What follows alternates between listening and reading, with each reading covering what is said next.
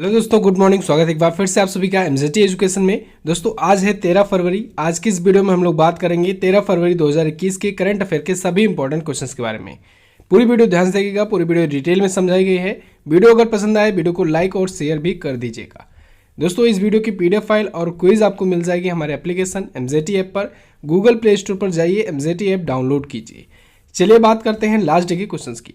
Last day का हमारा पहला क्वेश्चन था, उपराष्ट्रपति बनने से पहले डॉक्टर जाकिर हुसैन किस राज्य के राज्यपाल थे? तो ये बिहार के राज्यपाल थे। राजीव गांधी अंतर्राष्ट्रीय हवाई अड्डा कहाँ पर स्थित है? तो ये हैदराबाद में स्थित है। चलिए बात करते हैं आज के दिन के पहले क्वेश्चन की। पहला क्वेश्चन है, हाल ही में चाइना के किस मंगलयान ने मंगल ग्रह की कक्षा में प्रवेश किया? तो दोस्तों चीन के तियानवेन फर्स्ट ने, ये भी एक मंगलयान है और इसने मंगल ग्रह की कक्षा में प्रवेश कर लिया है। तो अब चाइना बन गया है छठा ऐसा देश जिसने मंगल ग्रह की कक्षा में ऑर्बिट में एंट्री कर ली है। अभी दोस्तों कुछ दिन पहले ही यूएई ने, यूनाइटेड अरब अमीरात ने मंगल ग्रह की कक्षा में प्रवेश किया था। आपको मैंने बताया था कल, ठीक है। इसका होप मिशन था, यूएई का होप मिशन था जिसने मंगल ग्रह की कक्षा में एंट्री की थी। और अब तियानवेन फर्स्ट जो कि चाइना का मंगलयान था और इसने भी एंट्री कर ली है मंगल ग्रह में। भारत की अगर बात करें तो भारत दोस्तों 2013 में मिशन लॉन्च किया था मंगलयान, 2014 में वो एंट्री किया था, ठीक है, मंगल ग्रह की कक्षा में। चाइना बन गया है अब छठा देश। बाकी के 5 देश कौन कौन से हैं? तो अमेरिका, रूस, यूरोप, भारत, यूएई और अब चाइना, ठीक है। तो 6 ये देश हैं जो मंगल ग्रह की कक्षा में प्रवेश कर चुके हैं। चाइना का ये पहला मंगल मिशन था और इसके तहत इसने मंगल ग्रह की कक्षा में प्रवेश किया है। अब देखिए, अभी स्पेस एक्स जो एलन मस्क की कंपनी है, स्पेस एक्स ने दोस्तों 2025 तक घोषणा की है, लक्ष्य अपना बनाया है कि वो मार्स पर यानी मंगल ग्रह पर कॉलोनी बसाएंगे, ठीक है। मंगल ग्रह आ रहा है बार बार, इसके बारे में थोड़ा सा इंफॉर्मेशन ले लीजिए। मंगल ग्रह को दोस्तों लाल ग्रह भी कहते हैं। लाल ग्रह क्यों कहते हैं? क्योंकि दोस्तों यहाँ पर आयरन ऑक्साइड की मात्रा बहुत ज़्यादा है। आयरन ऑक्साइड की उपस्थिति के कारण ये लाल कलर का दिखाई देता है और इसे लाल ग्रह कहते हैं। ये क्वेश्चन बहुत बार एग्जाम में पूछा जाता है। फोबोस और डिमोस, इसके 2 उपग्रह हैं, फोबोस और डिमोस, जिसमें जो डिमोस है, डिमोस नाम का जो उपग्रह है, ये दोस्तों हमारे सौर मंडल का सबसे छोटा उपग्रह है, ठीक है, ये भी याद रखेंगे। अब देखिए, सौर मंडल में बुध, शुक्र और पृथ्वी के बाद जो चौथा ग्रह आता है वो है मंगल ग्रह। अब देखिए यहाँ पर एक क्वेश्चन आप सोच सकते हैं कि पृथ्वी के पास में शुक्र ग्रह भी है, तो शुक्र पर क्यों नहीं जाते हैं, क्यों मंगल पर जाते हैं? कारण इसका ये है क्योंकि शुक्र ग्रह जो है दोस्तों, ये यहाँ पर CO2 की मात्रा है 98% और 98% कार्बन डाइऑक्साइड की मात्रा होने के कारण ये सबसे गर्म ग्रह है, ठीक है। अब आप सोचिए जहाँ पर 98% कार्बन डाइऑक्साइड होगा वहाँ जीवन कैसे संभव होगा? ओके, चलिए फिलहाल हम लोग बात करते हैं चाइना की। चाइना देखिए मैप में, ये रहा चाइना। बीजिंग यहाँ की राजधानी है, रेनमीबी युआन यहाँ की करेंसी है, शी जिनपिंग यहाँ के हैं प्रेसिडेंट, सर्वाधिक जनसंख्या है, विशेषता यहाँ की, संसद है पीपुल्स कांग्रेस, मंदारिन या मानक चीनी यहाँ की राजभाषा होती है, सबसे बड़ा नगर है संघाई। संघाई में दोस्तों अभी स्पेस एक्स ने 72 चार्जिंग पॉइंट्स वाला दुनिया का पहला सबसे बड़ा सुपर चार्जर स्टेशन खोला है, ठीक है। बीजिंग में दोस्तों 2022 में होने वाला है शीतकालीन ओलंपिक खेल। चलिए अगला देखते हैं। अगला क्वेश्चन है, हाल ही में किस देश ने चाइनीज टास्क फोर्स का गठन किया? तो अभी हाल ही में अमेरिका ने दोस्तों चाइनीज टास्क फोर्स का गठन किया है। क्यों किया है? चाइना की तरफ से जो बढ़ता चैलेंज है उसको काउंटर करने के लिए अमेरिका ने इसका गठन किया है। यानी चाइना की गतिविधियों पर ध्यान देने के लिए, उसकी टेक्नोलॉजी क्या है, एशिया में किससे गठबंधन कर रहा है, किससे साझेदारियां कर रहा है, लॉन्ग टर्म में उसका विजन क्या है, कुल मिलाकर कहें तो अमेरिका अपने कंपटीटर पर पूरा फोकस करने के लिए चाइनीज टास्क फोर्स का गठन किया है। यानी इस टास्क फोर्स का काम ही होगा स्पेशली ये चाइना पर नज़र रखे। तो ये 15 सदस्यों वाली एक टास्क फोर्स है जिसका गठन किया है अमेरिका ने। अभी हाल ही में अमेरिका के जो नए प्रेसिडेंट हैं जो बाइडेन, उन्होंने इसकी घोषणा की है। चलिए अब अमेरिका आया है, अमेरिका के बारे में जान लेते हैं। देखिए ये रहा America, United States of America, बीच में ये कनाडा है, ये अलास्का जो पार्ट है ये भी अमेरिका का ही है और जो ग्रीन कलर का दिख रहा है ये भी अमेरिका ही है। वाशिंगटन डीसी यहाँ की है राजधानी। वाशिंगटन डीसी में दोस्तों वर्ल्ड बैंक का हेडक्वार्टर है और किसका हेडक्वार्टर है? IMF का, ठीक है। जो बिडेन यहाँ के 46वें प्रेसिडेंट बनकर आए हुए हैं। इनकी पार्टी का नाम था डेमोक्रेट, ठीक है, डेमोक्रेट पार्टी से थे। इनके पहले जो थे प्रेसिडेंट डोनाल्ड ट्रंप, वो थे रिपब्लिकन पार्टी से, ठीक है। संसद का नाम होता है कांग्रेस। यहाँ की संसद के बारे में भी मैंने आपको डिटेल में बताया था कि यहाँ पर लोअर और अपर जो हाउस होता है, उसमें लोअर हाउस को कहते हैं हाउस ऑफ रिप्रेजेंटेटिव और अपर हाउस को कहते हैं सीनेट। अभी हाउस ऑफ रिप्रेजेंटेटिव में दोस्तों डोनाल्ड ट्रंप के खिलाफ महाभियोग लाया गया था, इसको आपको याद ही होगा। अच्छा, ये नए प्रेसिडेंट बनकर आए, इन्होंने अपना वाइस प्रेसिडेंट बनाया है कमला हैरिस को, जो कि हैं भारतीय मूल की। और कमला हैरिस को और जो बाइडेन को, इन दोनों को टाइम मैगजीन ने अपना time person of the year चुना है, ये भी आपको ध्यान रखना चाहिए। अगला क्वेश्चन देखते हैं। अगला क्वेश्चन है, हाल ही में किस राज्य ने किसानों की मदद के लिए लॉमी कनेक्ट ऐप लॉन्च किया? तो अभी हाल ही में मणिपुर राज्य सरकार ने दोस्तों किसानों की मदद के लिए लॉमी कनेक्ट नाम का एक एप्लीकेशन लॉन्च किया है। इसका मेन पर्पज़ यही होगा इस एप्लीकेशन का, किसानों को बागवानी और कृषि विशेषज्ञों से जोड़ा जा सके, साथ ही साथ उनको उनकी हेल्प की जा सके फसल से संबंधित जानकारियां देने के लिए, जो भी फसल वो उगाएं उससे संबंधित जानकारियां पा सके, जिससे वो बेहतर प्रोडक्शन कर सके, ठीक है। तो अभी हाल ही में मणिपुर के जो सीएम हैं एन वीरेंद्र सिंह जी, उन्होंने इसकी घोषणा की है। तो इसके लिए मणिपुर राज्य सरकार ने मणिपुर ऑर्गेनिक मिशन एजेंसी और Manipur mission organic value chain development for north eastern region के तहत ये नई सीरीज शुरू की है, ठीक है। फिर से मैं बोल दे रहा हूँ, लंबा नाम है थोड़ा, mission organic value chain development for north eastern region. तो इसके तहत ऑर्गेनिक प्रोडक्ट की एक नई सीरीज शुरू की है मणिपुर सरकार ने, ठीक है। तो ये एप्लीकेशन लॉन्च किया गया है, ये एप्लीकेशन का नाम आपसे पूछा जाएगा।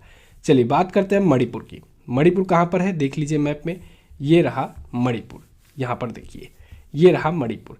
21 जनवरी 1972 को दोस्तों इसका गठन हुआ। 21 जनवरी को ही इसी के साथ साथ मेघालय और त्रिपुरा का भी गठन हुआ था। अभी 21 जनवरी के दिन मैंने आपको बताया था 3 राज्यों के गठन के बारे में, ठीक है। मणिपुर अपना बॉर्डर किससे किससे शेयर करता है? ये अपना बॉर्डर नागालैंड से, असम से और मिजोरम से शेयर किया करता है। यहाँ की राजधानी है Imphal. N Birendra Singh BJP party से यहाँ के हैं चीफ मिनिस्टर। गवर्नर है नाजमा हेपतुल्ला। कीबुल लामजाओ नेशनल पार्क दुनिया का एकमात्र तैरता हुआ नेशनल पार्क, ये है दोस्तों मणिपुर में ही लोकटक झील पर बना हुआ है। ये तैरता इसलिए है क्योंकि ये झील के ऊपर है, तो झील जैसे जैसे इधर उधर शिफ्ट होती है, ये नेशनल पार्क भी इधर उधर शिफ्ट होता है। इसी वजह से इसे कहते हैं दुनिया का इकलौता तैरता हुआ नेशनल पार्क। ओके, अगला क्वेश्चन देखते हैं। अगला क्वेश्चन है, असम सरकार ने किस खिलाड़ी को पुलिस उपाधीक्षक यानी डीएसपी नियुक्त किया? तो अभी हाल ही में असम सरकार ने घोषणा की है कि वो एथलीट हिमा दास को राज्य का पुलिस उपाधीक्षक यानी डीएसपी नियुक्त करेंगे, डिप्टी सुपरिटेंडेंट ऑफ पुलिस नियुक्त करेंगे हिमा दास को। हिमा दास का नाम तो आपने सुना ही होगा। तो इनको वहाँ के सीएम सर्बानंद सोनोवाल ने घोषणा की है डीएसपी बनाएंगे। इसके साथ ही सर्बानंद सोनोवाल ने ये भी घोषणा की है कि वो ओलंपिक, एशियन गेम्स और कॉमनवेल्थ गेम्स में जो भी व्यक्ति, जो भी खिलाड़ी होंगे, अगर वो मेडल जीत करके आते हैं तो उनको क्लास 1 लेवल का, किसका, क्लास 1 लेवल का अधिकारी बनाया जाएगा, ठीक है। उस राज्य में जो भी मेडल जीतेगा, चाहे वो ओलंपिक में जीते, चाहे वो एशियन गेम में या फिर कॉमनवेल्थ गेम में, कोई सा भी मेडल जीतता है तो। ओके, हिमा दास के बारे में जान लेते हैं। हिमा दास दोस्तों ये ढींग एक्सप्रेस के नाम से जानी जाती हैं, ध्यान रखिएगा, ढींग एक्सप्रेस के नाम से जानी जाती हैं। और इन्होंने अंडर 20 चैंपियनशिप के ट्रैक इवेंट में गोल्ड जीता था। गोल्ड जीतने वाली ये पहली भारतीय भी बनी है। साथ ही साथ ये 400 मीटर में अपना नेशनल रिकॉर्ड भी रखती हैं। भारत में नेशनल रिकॉर्ड इनके नाम है 400 मीटर रेस में, हिमा दास के नाम। क्लियर? तो अब असम ने इसकी घोषणा की है। अब असम से रिलेटेड अभी कुछ क्वेश्चंस आए थे पिछले दिनों में। अभी प्रधानमंत्री मोदी जी ने असोम माला परियोजना की घोषणा की थी, असोम माला परियोजना की। और अभी यहाँ पर चाह बागीचा धन पुरस्कार मेला आयोजित किया गया था। असम से स्टैटिक जानिए। असम देखिए, ये रहा असम। दिसपुर यहाँ की राजधानी। सर्बानंद सोनोवाल बीजेपी पार्टी से यहाँ के चीफ मिनिस्टर। गवर्नर है professor Jagdish Mukhi. Kaziranga national park और मानस वन्यजीव अभयारण्य ये है असम में ही। असम यहाँ पर इन सभी राज्यों से अपना बॉर्डर शेयर करता है। अच्छा, इन सभी राज्यों की संख्या होती है टोटल 7, इसी वजह से इन्हें 7 सिस्टर स्टेट कहा जाता है, ठीक है। तो ये क्वेश्चन बन सकता है कि इनमें से कौन सा ऐसा राज्य है जो 7 सिस्टर स्टेट का हिस्सा नहीं है। तो आपको ऑप्शन में एक ऑप्शन ऐसा रॉन्ग दे दिया जाएगा जो इधर कहीं से होगा, ठीक है। तो यहाँ पर देखिए 7 स्टेट है। अरुणाचल प्रदेश 1, 2, 3, 4, 5, 6 और ये 7। तो इन 7 स्टेट को 7 पूर्वोत्तर राज्यों को कहा जाता है 7 सिस्टर स्टेट। तो असम इन सबसे अपना बॉर्डर शेयर करता है, साथ ही साथ ये वेस्ट बंगाल से भी अपना बॉर्डर शेयर करता है। यहाँ के हाई कोर्ट की बात करें तो हाई कोर्ट के चीफ जस्टिस अभी हाल ही में नियुक्त किए गए हैं सुधांशु धूलिया जी। अगला क्वेश्चन देखते हैं। अगला क्वेश्चन है, भारतीय स्टेट बैंक ने भारत की वित्तीय वर्ष 2021 में जीडीपी वृद्धि दर का अनुमान कितना बताया है? तो दोस्तों एसबीआई ने वित्तीय वर्ष 2020-21 में भारत की जीडीपी ग्रोथ रेट का अनुमान बताया है -7.0%। ध्यान रखिएगा, -7.0% बताया है वित्तीय वर्ष 2020-21 के जीडीपी ग्रोथ रेट का अनुमान। ठीक है, इससे पहले इसने बताया था -7.4%, अपना ही अनुमान घटाया और अब बताया -7.0%।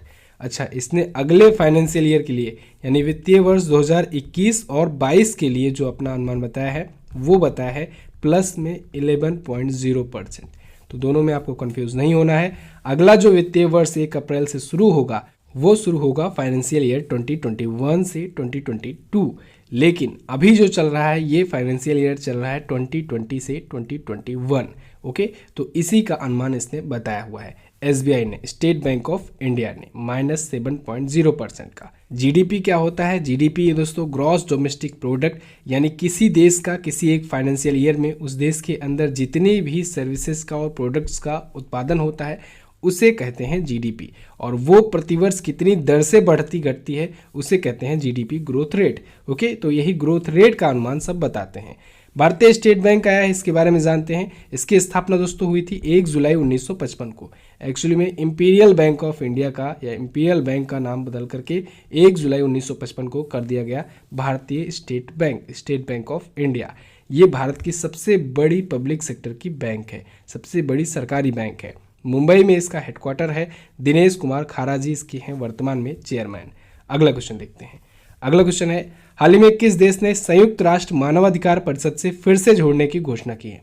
तो दोस्तों अमेरिका ने घोषणा की है कि वो यूएनएचआरसी से, United nation human right council से एक बार फिर से जुड़ेगा। ठीक है, अभी आपको याद होगा इनसे पहले डोनाल्ड ट्रंप साहब थे, वो WHO से बाहर हुए, पेरिस जलवायु समझौते से बाहर हुए और यूएनएचआरसी से भी बाहर हुए थे, लेकिन इन तीनों में अब अमेरिका एक बार फिर से शामिल हो गया है। जो बाइडेन आए नए प्रेसिडेंट, ये लगातार 1 बाय 1 कर करके शामिल हो रहे हैं एक एक करके सब में। ठीक है, 2018 में डोनाल्ड ट्रंप ने अमेरिका को यूएनएचआरसी से बाहर होने की घोषणा की थी। ठीक है, अब एक बार फिर से अमेरिका शामिल होने जा रहा है। हालांकि अभी जो इसका कार्यकाल चल रहा है यूएनएचआरसी का, उसमें अमेरिका पर्यवेक्षक के रूप में एंट्री करेगा। किस रूप में? पर्यवेक्षक के रूप में ये एंट्री कर रहा है, शामिल हो रहा है। यूएनएचआरसी क्या है? यूएनएचआरसी दोस्तों संयुक्त राष्ट्र मानवाधिकार परिषद जो है, ये दुनिया भर में मानवाधिकार को बढ़ावा देने के लिए ये काम करता है, लोगों को मानवाधिकार दिलाने के लिए ये काम करता है। इसकी स्थापना की बात करें तो इसकी स्थापना हुई थी 2006 में जिनेवा में, स्विट्जरलैंड में इसका हेडक्वार्टर है। इसके वर्तमान में अध्यक्ष हैं माजहट शामीम। कौन है? माजहट शामीम है यूएनएचआरसी के वर्तमान में प्रेसिडेंट। अच्छा, अमेरिका दोस्तों याद रखिएगा WHO में भी शामिल होने की घोषणा कर चुका है, पेरिस जलवायु समझौते से में भी शामिल होने की घोषणा कर चुका है। अमेरिका के बारे में हम लोग जान ही लिए हैं। आगे देखते हैं। अगला क्वेश्चन है, VLCC Femina miss India world 2020 का खिताब किसने जीता? तो दोस्तों मानसा वाराणसी ने जीता है फेमिना मिस इंडिया वर्ल्ड 2020 का खिताब। मानसा वाराणसी ये हैं हैदराबाद की, हैदराबाद तेलंगाना की ये रहने वाली हैं, पेशे से इंजीनियर हैं और इन्होंने VLCC Femina miss India world 2020 का खिताब जीत लिया है। इनको ताज पहनाया है सुमन रतन राव ने। किसने? सुमन रतन राव ने।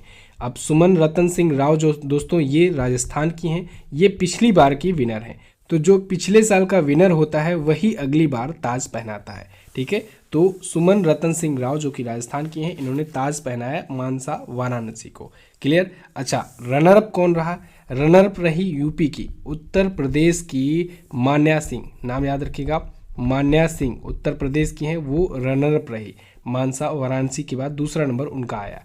एक और पॉइंट याद रखिएगा, इसके साथ ही दोस्तों मनिका सेवकंद, मनिका सेवकंद इनका भी नाम याद रखिएगा। मनिका सेवकंद दोस्तों ये हरियाणा की हैं और इनको VLCC Femina miss grand India का अवार्ड मिला है। कौन सा अवार्ड मिला है? VLCC Femina miss grand India का अवार्ड मिला है। अच्छा, जो दोस्तों फेमिना मिस इंडिया वर्ल्ड का खिताब जीतता है वही इंडिया को रिप्रेजेंट करता है मिस वर्ल्ड चैंपियनशिप में। तो अब 2021 का जो मिस वर्ल्ड चैंपियनशिप होगा 70वां जिसका संस्करण है, जो कि दिसंबर 2021 में आयोजित होने वाला है, उसमें इंडिया को रिप्रेजेंट करेंगी मानसा वाराणसी। क्लियर है, मिस वर्ल्ड चैंपियनशिप में। चलिए अगला देखते हैं। अगला क्वेश्चन है, केरल के नए मुख्य सचिव कौन नियुक्त किए गए? तो अभी हाल ही में वीपी जॉय को दोस्तों नियुक्त किया गया है केरल का नया चीफ सेक्रेटरी। ये विश्वास मेहता जी की जगह पर आए हैं। विश्वास मेहता जी ये 28 फरवरी को हो रहे हैं रिटायर। तो अब इनकी जगह पर वीपी जॉय को केरल का चीफ सेक्रेटरी नियुक्त किया जाएगा। चीफ सेक्रेटरी दोस्तों बड़ा पद होता है, ये कैबिनेट के पद के बराबर माना जाता है। अगला क्वेश्चन है, निम्न में से किस महापुरुष की पुण्यतिथि को समर्पण दिवस के रूप में मनाया जाता है? तो दोस्तों पंडित दीनदयाल उपाध्याय जी की पुण्यतिथि को समर्पण दिवस के रूप में मनाया जाता है। पुण्यतिथि यानी डेथ एनिवर्सरी। दोस्तों 11 फरवरी के दिन, 11 फरवरी 1968 के दिन इनका निधन हुआ था और इसी वजह से 11 फरवरी को समर्पण दिवस के रूप में अब मनाया जाता है पंडित दीनदयाल उपाध्याय जी की याद में। पंडित दीनदयाल उपाध्याय जी दोस्तों ये आरएसएस यानी राष्ट्रीय स्वयंसेवक संघ के विचारक थे, भारतीय जनता पार्टी के अग्रदूत और भारतीय जनसंघ पार्टी के पूर्व नेता थे। भारतीय जनसंघ पार्टी के पंडित दीनदयाल उपाध्याय जी का निधन हुआ था मुगल सराय स्टेशन के पास में। ठीक है, आश्चर्यजनक तरीके से। इस वजह से मुगल सराय स्टेशन का नाम चेंज करके पंडित दीनदयाल उपाध्याय जंक्शन कर दिया गया है। इसको याद ही होगा। पंडित दीनदयाल उपाध्याय जी दोस्तों, इन्हीं के नाम पर पंडित दीनदयाल उपाध्याय अंत्योदय योजना चलती है, बहुत ही फेमस योजना है। चलिए अगला देखते हैं। अगला है, हाल ही में किसने भारत का पहला सीएनजी ट्रैक्टर लॉन्च किया? तो अभी हाल ही में नितिन गडकरी जी, जो कि केंद्रीय सड़क परिवहन और राजमार्ग मंत्री हैं, इन्होंने भारत के पहले सीएनजी ट्रैक्टर को लॉन्च किया है। सीएनजी ट्रैक्टर दोस्तों ये जो है ये एक्चुअली में डीजल ट्रैक्टर को ही ट्रांसफॉर्म किया गया है, मॉडिफाई किया गया है सीएनजी ट्रैक्टर में ही डीजल ट्रैक्टर को। ठीक है, किसने मॉडिफाई किया है? तो ये ट्रांसफॉर्मेशन, ये मॉडिफिकेशन दोस्तों रोमैट टेक्नोलॉजी सॉल्यूशंस और टोमासेटो अचीले इंडिया द्वारा, किसके रोमैट टेक्नो सॉल्यूशंस और टोमासेटो अचीले इंडिया द्वारा संयुक्त रूप से ये ट्रांसफॉर्मेशन किया गया है। अब इससे क्या होगा? इससे दोस्तों एक तो लागत कम आएगी, क्योंकि डीजल का दाम आप लोग देख रहे हैं बढ़ता जा रहा है। तो सीएनजी ट्रैक्टर से एक तो लागत कम आएगी, तो किसानों को लाभ मिलेगा। दूसरा जो सबसे बड़ा फायदा होता है वो होता है पर्यावरण। तो पर्यावरण के प्रति सीएनजी जो गैस होती है वो दोस्तों अनुकूल होती है। सीएनजी का मतलब होता है कंप्रेस्ड नेचुरल गैस, याद रखिएगा, फुल फॉर्म भी पूछा जाता है। कंप्रेस्ड नेचुरल गैस होता है सीएनजी का फुल फॉर्म। ठीक है, तो अब तक ऑटो वगैरह गाड़ियां वगैरह तो चलती ही थी, अब ट्रैक्टर भी लॉन्च हो गया है। चलिए अगला देखते हैं। अगला क्वेश्चन है, भारत के पहले खिलौना मेला के आयोजन के लिए केंद्र सरकार ने कौन सी वेबसाइट लॉन्च की? तो दोस्तों भारत का पहला खिलौना मेला आयोजित किया जाना है, इसके लिए केंद्र सरकार ने वेबसाइट लॉन्च की है www.theindiatoyfair.in। ये वेबसाइट अभी लॉन्च की गई है, लेकिन भारत का पहला खिलौना मेला दोस्तों ये आयोजित किया जाएगा 27 फरवरी से। 27 फरवरी से 2 मार्च तक ये आयोजित होगा भारत का पहला खिलौना मेला। क्यों आयोजित किया जा रहा है? जिससे इंडिया के खिलौना उद्योग को बढ़ावा मिल सके, भारत को दोस्तों ग्लोबल सेंटर बनाया जा सके खिलौना उद्योग में ही। और एक तो और जो सबसे बड़ा चीज़ है local for vocal, local for vocal अभियान को और बढ़ावा मिले। ठीक है, आप देख रहे हैं चाइना के जो खिलौने हैं वो दुनिया भर में बिकते हुए हैं, ऐसे ही इंडिया चाह रहा है कि इंडिया में जो मैन्युफैक्चर हुए खिलौने हैं वो दुनिया भर में जाएं। तो ऐसे कहने में बोलने में तो आपको बहुत छोटा लगता होगा, खिलौना ही तो है, लेकिन ये बहुत बड़ी मार्केट होती है दोस्तों। ये छोटा छोटा जो 5-5, 10-10 रुपए के जो खिलौने होते हैं ये बहुत बड़ा इफेक्ट डालता है। ठीक है, तो इसीलिए टॉय फेयर का आयोजन किया जा रहा है भारत के पहले। अगला देखते हैं। अगला क्वेश्चन है, भारत की पहली ओनली डिजिटल जीवन बीमा कंपनी एगॉन लाइफ इंश्योरेंस के नए एमडी और सीईओ कौन बने? दोस्तों एगॉन लाइफ इंश्योरेंस के नए एमडी और सीईओ बन गए हैं Satishwar Balakrishnan. Aegon life insurance दोस्तों ये भारत की पहली केवल और केवल डिजिटल फॉर्मेट में ही जीवन बीमा कंपनी है, यानी ये केवल डिजिटल रूप में ही जीवन बीमा करती है। ठीक है, ये कंपनी ओनली डिजिटल जीवन बीमा कंपनी है, भारत की पहली एगॉन लाइफ इंश्योरेंस। इसकी स्थापना हुई थी 2008 में, मुंबई में इसका हेडक्वार्टर है और नए एमडी और सीईओ बनाए गए सतीश्वर बालाकृष्णन। काफ़ी एक्सपीरियंस्ड ये चार्टर्ड अकाउंटेंट है। इससे पहले ये इंडिया फर्स्ट लाइफ में रिलायंस लाइफ में और ICICI प्रूडेंशियल लाइफ में काम कर चुके हैं, सतीश्वर बालाकृष्णन। क्लियर। तो बस दोस्तों ये तो थे हमारे आज के दिन के इंपॉर्टेंट क्वेश्चंस। आई होप आपको वीडियो पसंद आई होगी। वीडियो अगर पसंद आई है वीडियो को कर दीजिए लाइक, शेयर कर दीजिए अपने दोस्तों के पास, और अगर आपने अभी तक चैनल को सब्सक्राइब नहीं किया है चैनल को सब्सक्राइब कीजिए, बेल आइकन को प्रेस कीजिए, आने वाली वीडियोज़ का नोटिफिकेशन पाइए। बात करते हैं क्वेश्चन ऑफ द डे की। आज का पहला क्वेश्चन है, विज्ञान में महिलाओं और लड़कियों के लिए अंतर्राष्ट्रीय दिवस कब मनाया जाता है।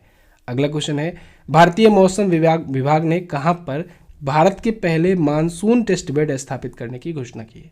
दोनों क्वेश्चंस के बारे में आप काफ़ी कुछ लिख सकते हो। आप हमारे टेलीग्राम ग्रुप को भी ज्वाइन कर सकते हो, वहां पर भी बहुत सारे स्टडी मटेरियल्स आपको भेजे जाते रहते हैं।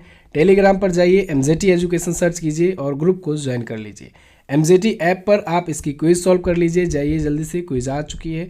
क्विज सॉल्व करना ज़रूरी होता है। क्विज आप लोग सॉल्व करते रहेंगे तो आपको पता रहता रहेगा ये जो 12 क्वेश्चंस 15 क्वेश्चंस आपने यहाँ पर पढ़े हुए हैं उनका आपको कितना तैयार हुआ उनमें से। तो आप लोग क्विज जरूर सॉल्व कर लिया करो। चलिए दोस्तों, बस वीडियो यहाँ तक देखने के लिए बहुत बहुत धन्यवाद। मिलते हैं अगली वीडियो में, तब तक के लिए नमस्कार, जय हिंद, वंदे मातरम।